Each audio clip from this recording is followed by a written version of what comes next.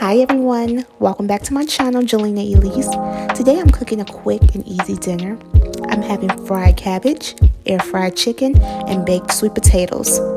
At the last minute, I decided to add on some Jiffy cornbread muffins. Just something super simple, nothing big. I hope you all enjoy this video. So without further ado, let's get into the video.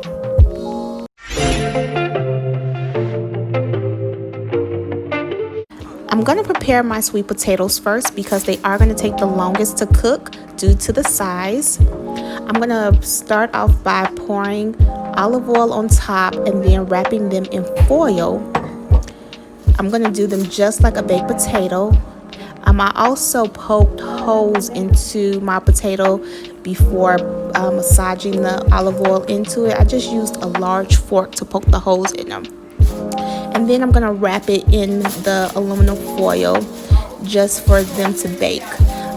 When I put them in the oven, I'm going to put them in on a 400-degree heat for 2 hours due to their size. These are large and thick potatoes, so I want to make sure that they get fully done. So now I'm going to start on my fried cabbage.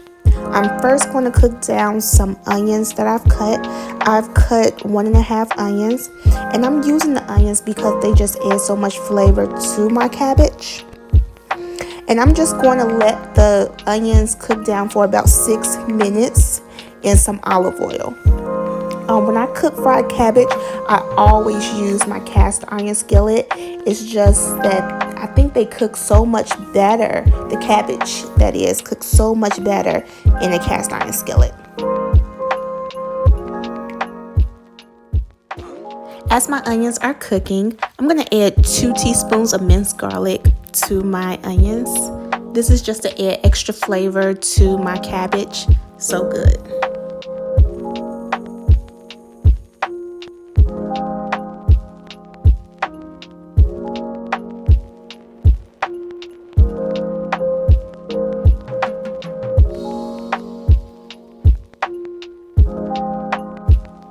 Alright, so now I'm going to go in and add my cabbage. I have a medium-sized cabbage that I cut and cleaned earlier. And as I'm adding my cabbage, the aroma from the onions and the garlic is smelling so good. And just by the way, I did cut my cabbage up in large chunks. So as I'm adding it, it may look like all of the cabbage may not fit the pan, but as you let it cook, it's going to cook down perfectly and fit very nicely within this pan. Trust me. Alright, so now I'm going to go in with the seasonings. I'm going to start off with my greens seasoning. I definitely recommend this for any greens recipe that you're going to be making. This stuff just gives your greens a pop. Any recipe that you're going to be making with greens, I definitely recommend green seasoning. So good. So now I'm just going to stir it in and get it distributed throughout my greens.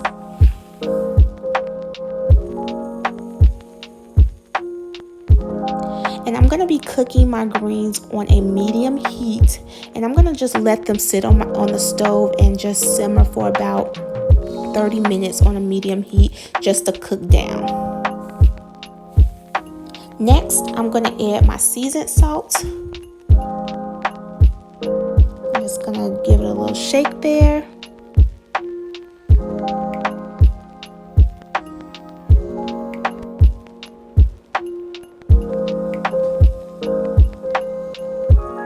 And last but not least, I'm going to add my black pepper.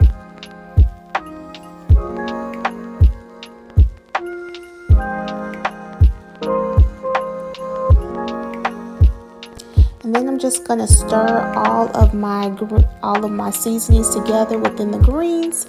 And remember, if you feel like you didn't season them well enough, you can go back in after they're done and put whatever seasonings you want to put on them.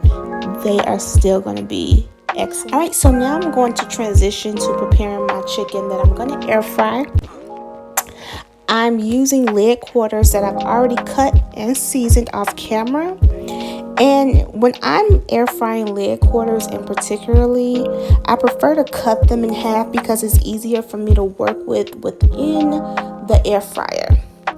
The seasonings that I've used is garlic powder, seasoned salt, and black pepper. Alright, so now I'm going to batter my chicken, and I'm using baking powder instead of flour for my batter. I'm not going to use a whole lot of the baking powder. I'm just going to lightly coat it onto the chicken. So when I use baking powder, it gives my chicken a nice golden brown crust and a great crunch when I bite into it. So what you're just going to do is just pat it into the chicken or tap it into the chicken, whichever one you want to do. And you're going to put it over the entire piece of chicken. And then after you're done, you're just going to pop it into the air fryer and your chicken is battered.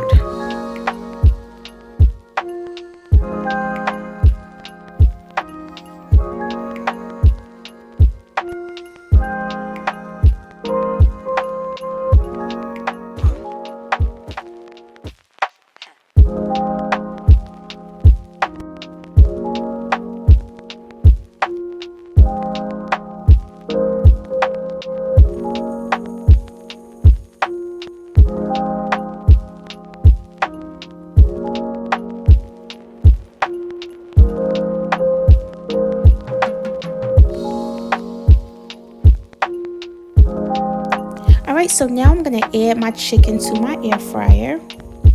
And when I cook legs, especially legs or drumsticks, I like to place my legs in opposite directions.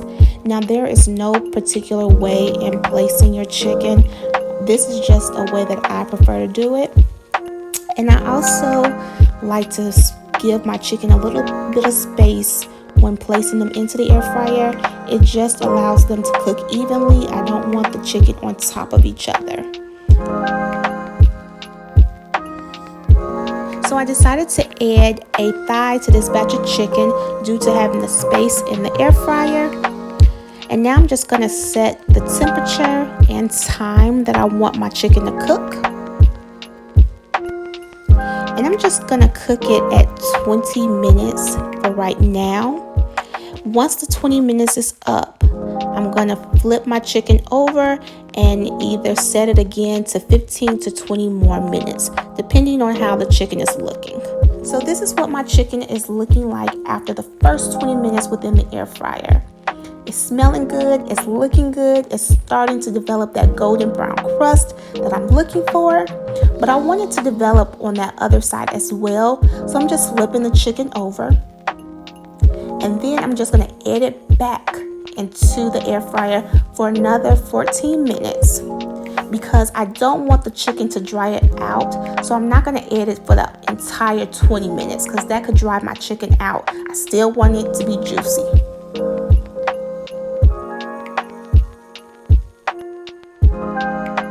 Alright, so my chicken is finally out of the air fryer. Look at that golden brown chicken. It almost looks like it's been fried. It looks good. Look at that cabbage. It is ready to eat.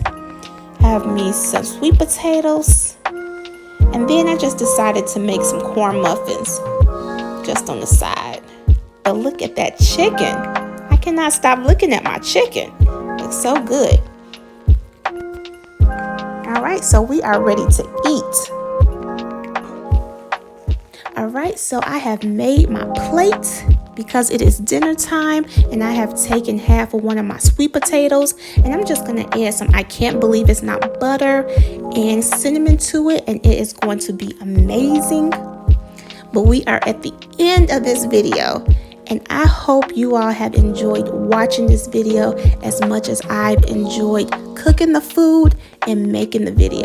This has definitely been a fun video to make. And if you enjoyed watching my video, make sure to give me a thumbs up. Also, leave a comment and subscribe. I truly appreciate everyone's support, and I will see you all next time on Friday for my next video. Bye.